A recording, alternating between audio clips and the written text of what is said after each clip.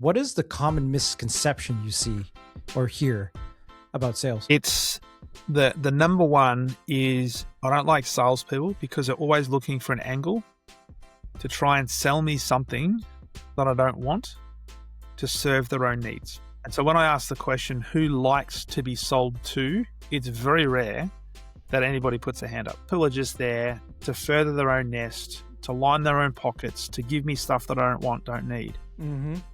When in actual fact, sales is the ultimate form of service, because when you think about the origins of the word sales, it goes right back to Latin days where it's to help, right? It's to solve problems.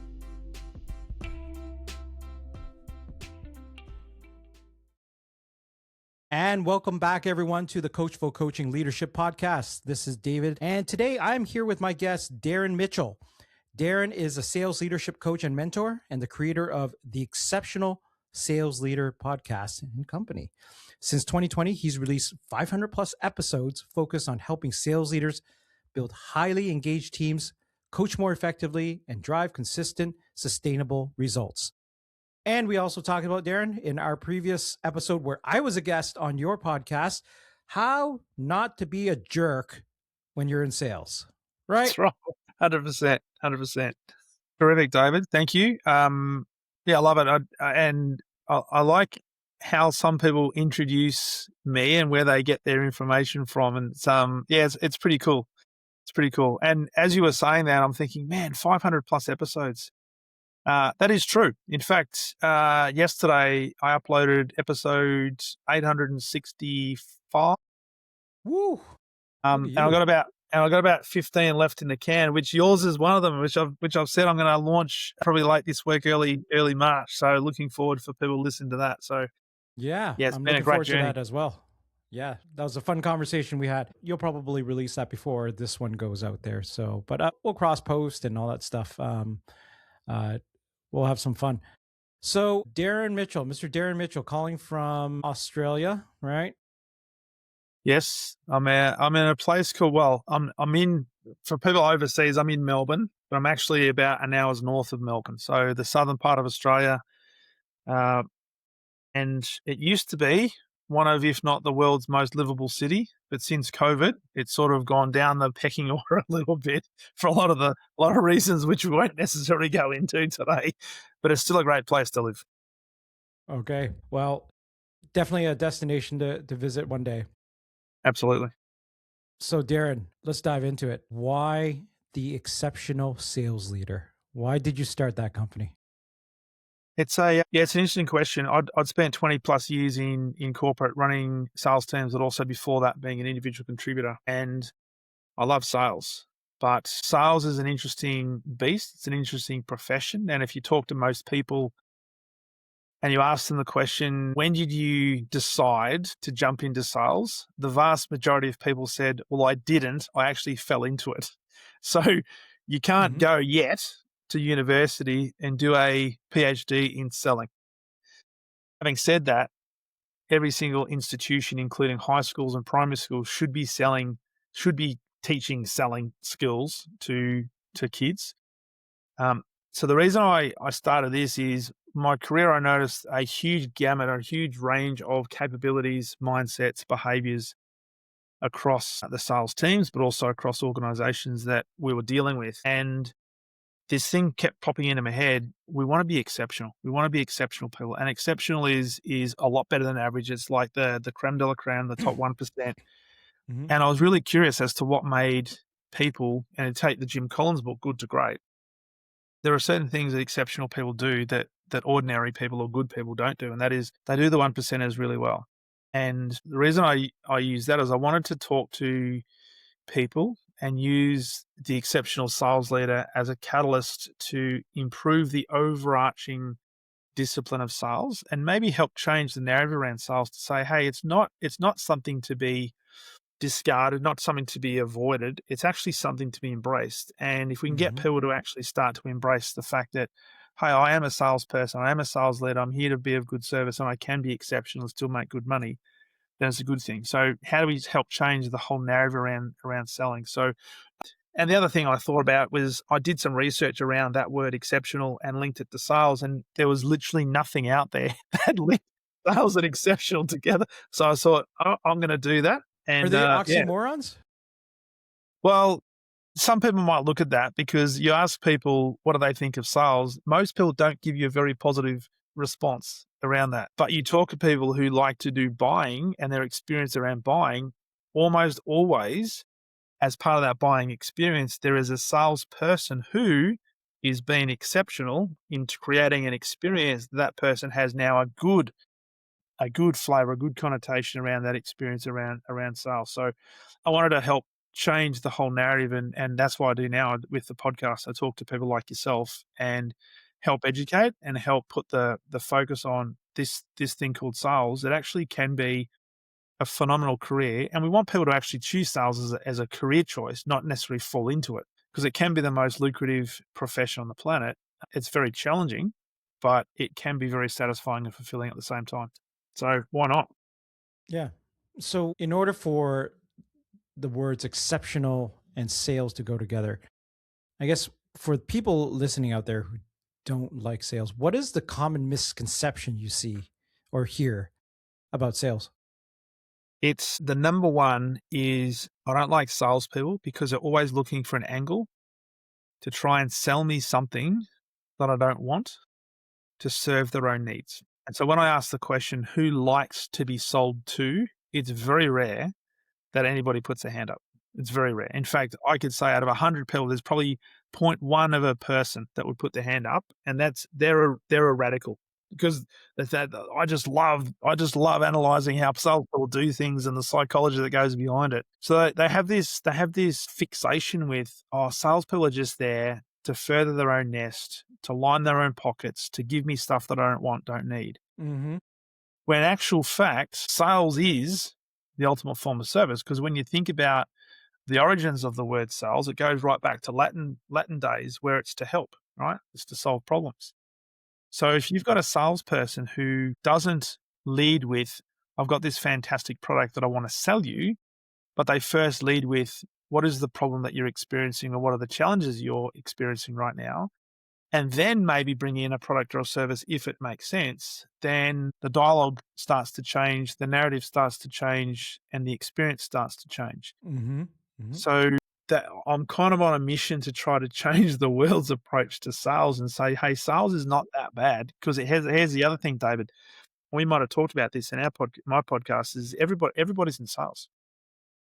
You don't have to be carrying a target to be in sales, right? Every single person's in sales, and if you've got a partner, right, at some stage, one of you got sold. And how was that experience? Well, it's yours. One of was doing the selling, and the other person was doing the buying. When's the 60 days? Well, it's yes. There's sometimes these buyer's remorse, and that's why I see divorce rates so high around the world. But that's another conversation altogether. But the point I'm making there is that I think there's an opportunity to change the whole vernacular around sales and what it is, and it really annoys me when I'm working with clients where they have people within their sales team who do not have the word sales in their titles. They'll have things like customer success manager or account director or director of customer operation, whatever the title is. I had one guy in the UK that literally put sales in his title and all of the conversations he was having, and everything changed because he started to Mm-hmm. become really proud of the word sales because he got the fact that he was there to help people, not to Mm-hmm. sell to people. And it's a completely different energy shift. Yeah. On the flip side to that, when you do have the title sales you have the word sales in your title, the perception of you by potential customers and Mm-hmm. clients changes as well. It does. So I Well, it had one can. colleague years ago who went from one area to sales. And once she had the word sales in her title, no one wanted to talk to her anymore. Mm-hmm. Even though she was a technical person, started Yep. technical, those conversations ended and it became very guarded right away. Yeah. So I can understand why. Well, and the question to ask there is for this particular person, did she change, or was it the title or the perception that came with the word sales that people were looking at her differently, behaving differently, thinking about what language to use or not use differently? It was all her predecessors and the experiences the customer had with Yep. all the previous people Yep. who had that in their title. Uh-huh. She took a different approach, right? Yep. Like, I'm a technical person at heart. Let's talk about the technology and how that helps and what your problems are. It was a very different approach, right? Whereas a lot of folks are very transactional, just trying to push you some product and, you know. Well, they are, and the challenge with that and the disappointing thing about that is often the sales training that these guys typically get is very product and service focused to the company. And so they're armed with all this great information and they're told, now go out and sell this to the organizations, go and sell it to the marketplace. They're very rarely taught the necessary softer skills to build relationships, to really be high levels of curiosity, to understand whether there is a need that sits in the marketplace for the products that we have. And so it becomes very much a push sale or a narrative that comes from the individual, not going to the marketplace with a level of curiosity. So I'm interested to get your reaction. You ever watch Wolf of Wall Street? I've watched it once, but it's a long time ago. But Okay. I know a lot of people that talk about it. It's that scene where they go, it's so cheesy. Sell me this pen, Darren. Sell me this pen. That's what people think sales is. It's like, they talk about the features. They talk about all the great things this pen can do. Yeah. Yeah. And look, I must say that technique is the Sales 101 program from the 1980s and 1990s. But you know what the answer to that is? It's to put the pen down and ask questions such as, not even what do you use a pen for, because that presupposes they use a pen. It's to find out, do they actually need a pen? Because half the time people don't write anymore. So what's the point of selling a pen? But you're right. Yeah.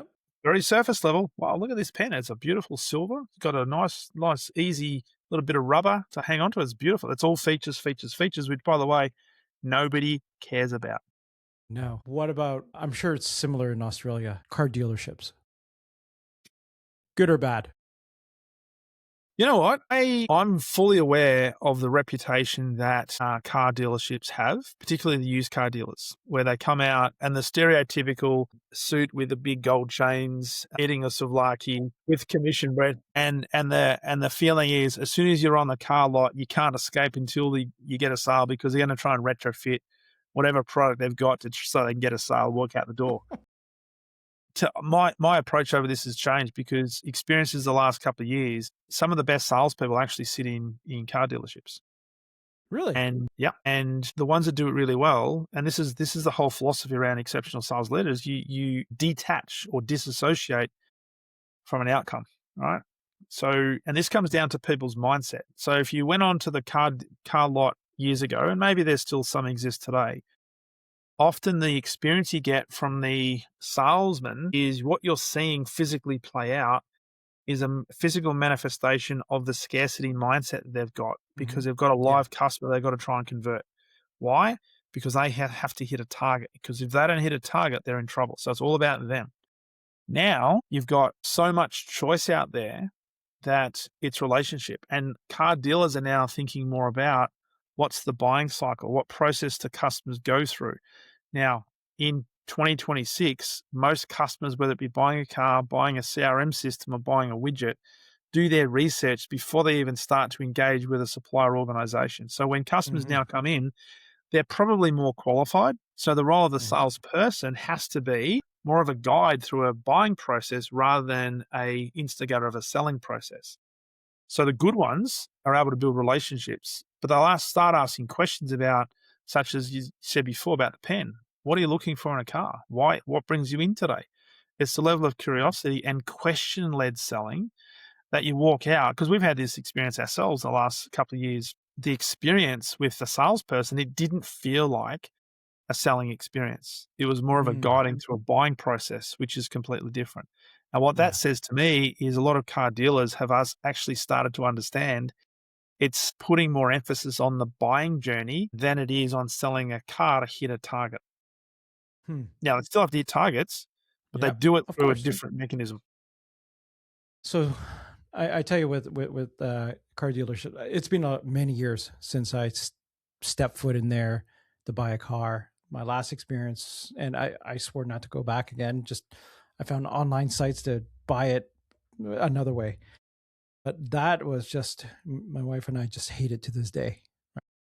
I mean, mind you, I was a little bit guilty too because I went in there during August, the Friday afternoon, 2 hours before closing. I knew they had end of month targets, and I'm like, all right, let me see what I can squeeze out of here. Right. And, they started doing their thing. And I go, guys, like, let's just lay our cards on the table. Like, I know it's the end of the month, end of the quarter, maybe for you guys. I'm intending to buy. I know what I want. Help me get to the best price. And so I already knew what I wanted, but that's where my experience was really crappy, right? Like, the haggling, and when they say no, it's like there was always room. There was always room. It's like, you know what? If you just gave me your best price, I would have said yes, right? But it was just like pennies on the dollar Yeah. constantly. And Yeah. I just, to this day, I will not go back to these guys. Well, it's interesting. I had a similar experience, and I bought a brand new Volkswagen Passat this is going back in 2008.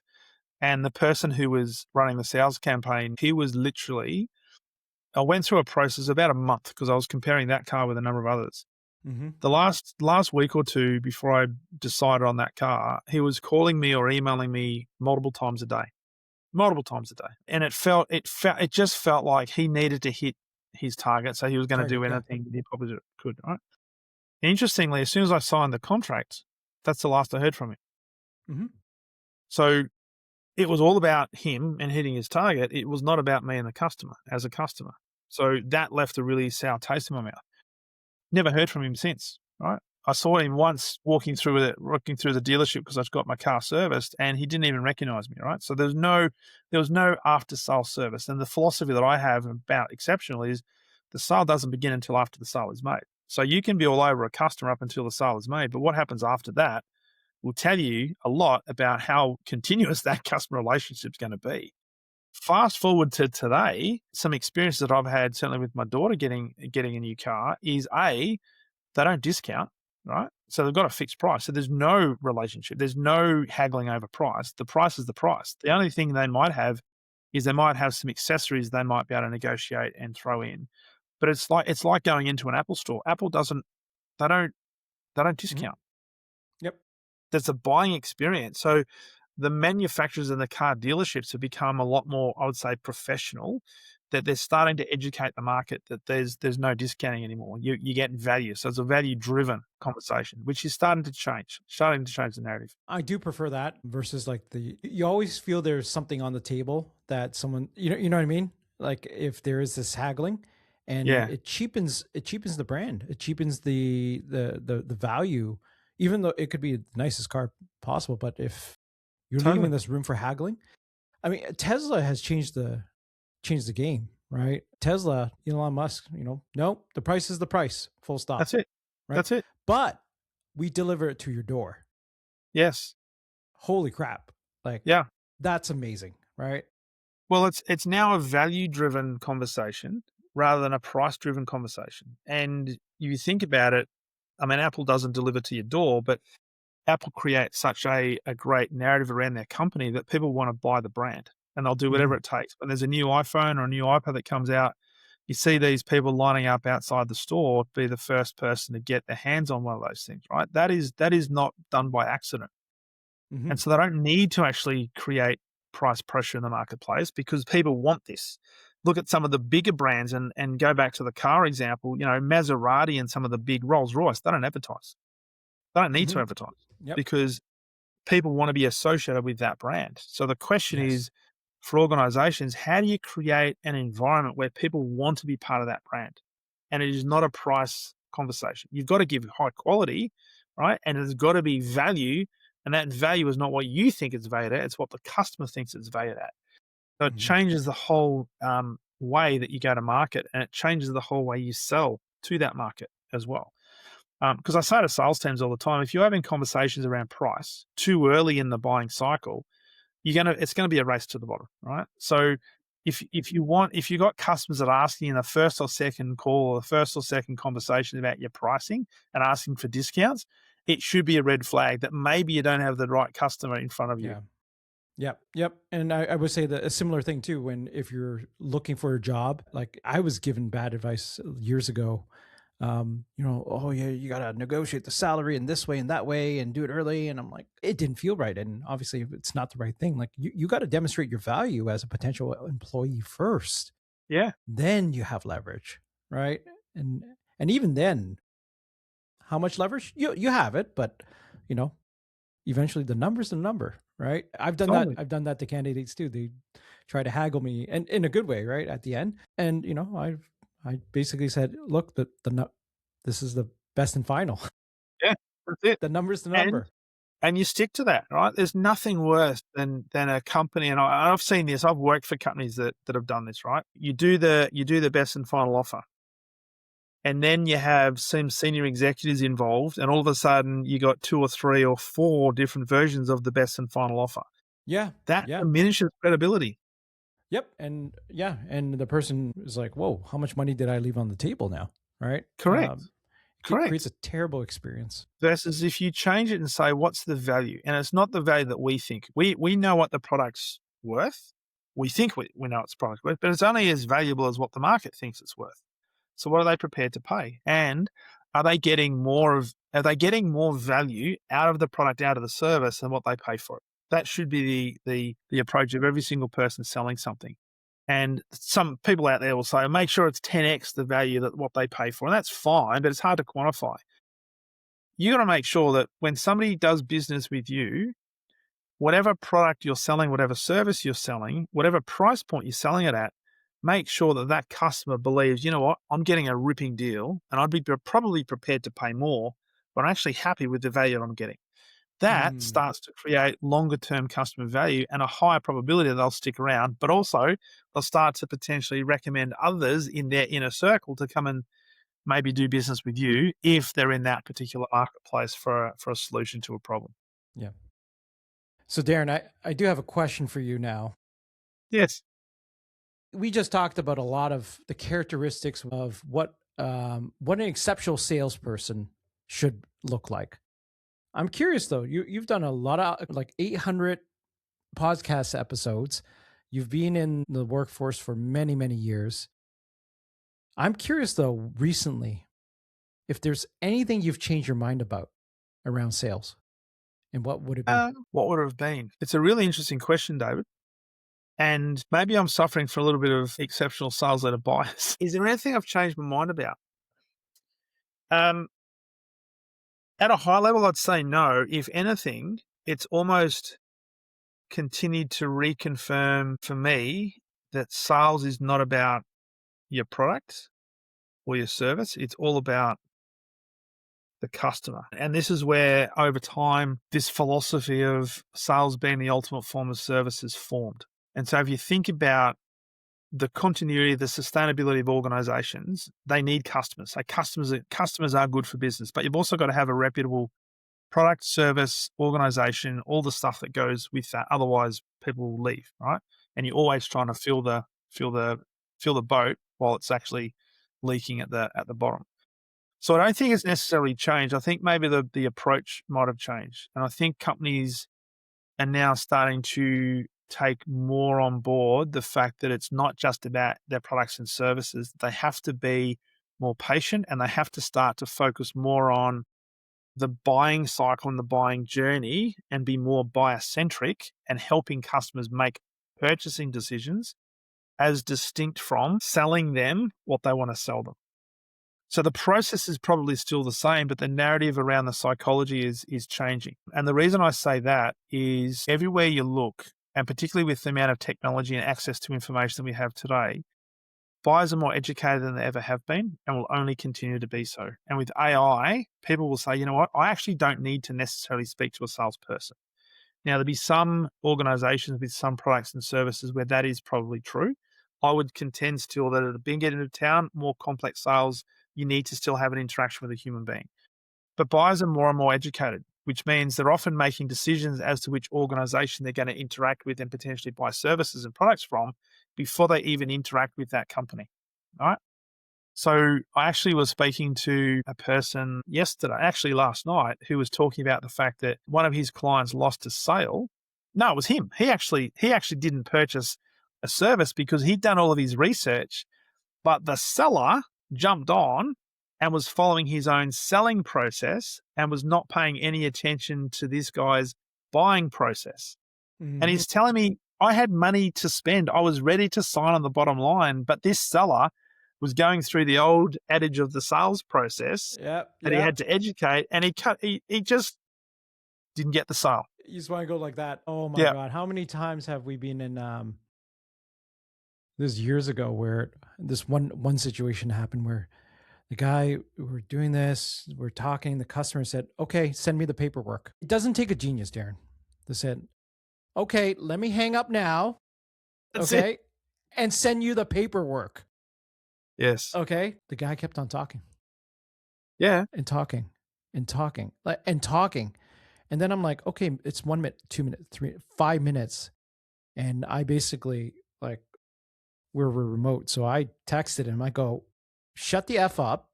The guy wants, like, stop talking. I literally wrote in bold letters, stop talking. Like, Yes. send the order form. Like, Yeah. oh my God. It Yeah. was, yeah. When people talk themselves out of a sale, it's amazing. And it happens so often, David. People undo the sale, and They one of love the the sound of their voice. well, That's they why. do, and they think, and it's not. I'm not saying they necessarily do this intentionally. I'd like to think they do it with the best of intentions in terms of, but wait, there's more I want to tell you about this. I'm so stoked that you're going to be jumping on board. No, no, no. Just shut up. The customer's got what they want. They've made a purchasing decision. They've owned that decision. Be silent. Yeah. Follow the instruction. Oh my God. That's, yeah, I can count at least two times I can remember, but it's probably more where the salesperson was close to talking themselves out of a sale. Like, shut. Well, and just on that, if you look at attributes of really good salespeople, except what I call exceptional salespeople, the perception that many people have around sales is you need to be able to talk a lot, right? You've got to have a Mhm. lot of information. You've got to give a Yep. lot of education. Actually, the greatest salespeople are two things. One, they're often introverted and they're great listeners. They don't Yeah. say a lot, Yeah. but they're great at asking questions. Great questions. The best salespeople I've worked with, like the questions they would ask, and they're able, their ability to retain that information weeks and months later Yeah. is astounding. Like this one guy I worked with, I remember we would be at a pitch, like the final pitch after like talking to this customer for a number of months, and he would just remember this statistic, 3.83% of this was that. You mentioned that last, and the customer would just be like, how does he know that? Oh, and Bob told me, and he would remember exactly. I I was blown away, and Phenomenal. yeah, phenomenal salesperson, right? Just his recall of little details like that. But that's why he was one of the top sales reps too. It wasn't And because he was slick. It was no, because he listened, he yeah, recalled, he remembered, yeah. and he understood what the pain was, and this is why we're selling you this. And the thing that probably underpins all of that is he was genuinely interested in the customer. So he made the Mhm. customer feel as it was all about him. It wasn't about the widget or the product he was selling. Yep. So when that happens, psychologically, people feel more compelled to want to lean into what you've got to offer because the way you make them feel that it's not about you trying to sell or retrofit a product into my perceived needs. You're actually genuinely interested in my current circumstances, the challenges and the problems I'm trying to solve. And I think you've got a solution to this. So let me hear it. Partnership. Yep. Totally. The partnership. Totally. So I have one last question for you, Darren. To all the people listening out there, especially the salespeople that you speak to a lot, how can they bring more joy into their life, especially in such a demanding job as sales? How can they bring more joy? Well, one of the things is to slow down. Now, that might sound counterintuitive because a lot of salespeople are under the pump to do more calls, do more demos, do more LinkedIn connections, do more cold calls, do more cold outreach, more. Hit the numbers, hit the phone, just smile and dial, smile and dial. I would say take stock where you're at, reflect on what you're good at, where are some areas you can improve in, but double down on, and I often say this to sales leaders, getting really clear on who you are, what your role is, and why you do the role. And that takes introspection, it takes quiet time, it takes reflection time. Because if you can work, and Jim Rohn said this years and years ago, he said, if you can work harder on yourself than you do on your job, you'll be unstoppable. And you'll be a very attractive force, because people don't buy your products, they buy you, because people want to do business with those who they know, like, and trust. Mm-hmm. And so for people who are focused on, and maybe they're working in an environment where it's just, hey, just go and do more calls, ask the question why. Because it's like playing golf. If you've got a slice and you go and practice every single day, you're just going to embed a habit that becomes almost like an unconscious slice, which means there's a lot more remediation that has to be done. So what's working, what's not working, do that, but also think really clearly on who am I, why am I in sales in the first place? What's my whole purpose for being in sales? Why am I here? Now, that might sound like a very esoteric sort of question, but if you have some stillness and some reflection time, you may actually work out that, you know what, I'm here to be of service. I'm here to help my family. Whatever the case is, get really clear on that.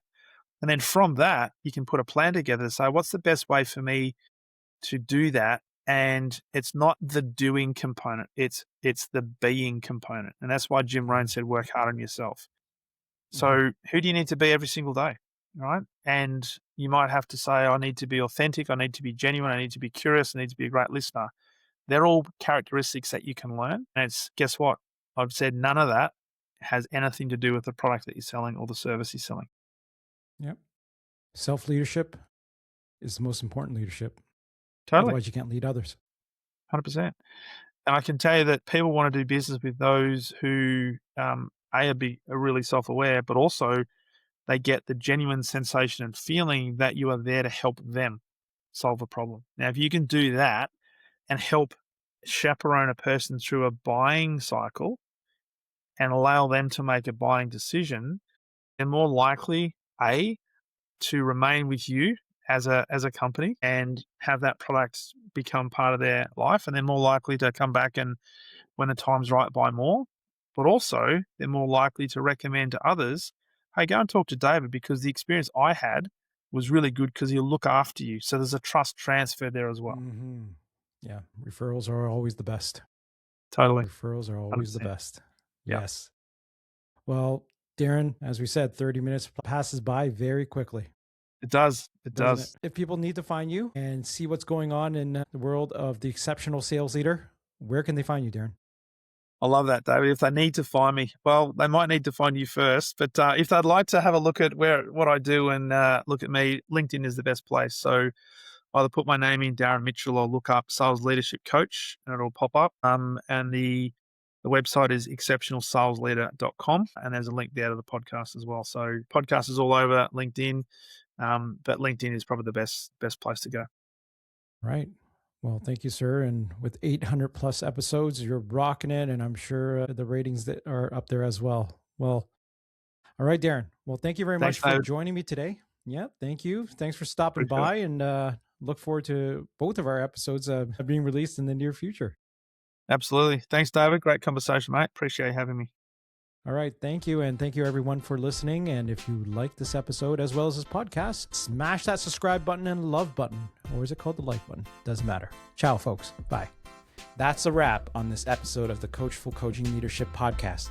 I'm David Fung, and my mission is to help leaders grow, lead with impact, and build thriving teams. If you found this valuable, subscribe, leave a review, and share it with a fellow leader. Until next time, keep leading with purpose.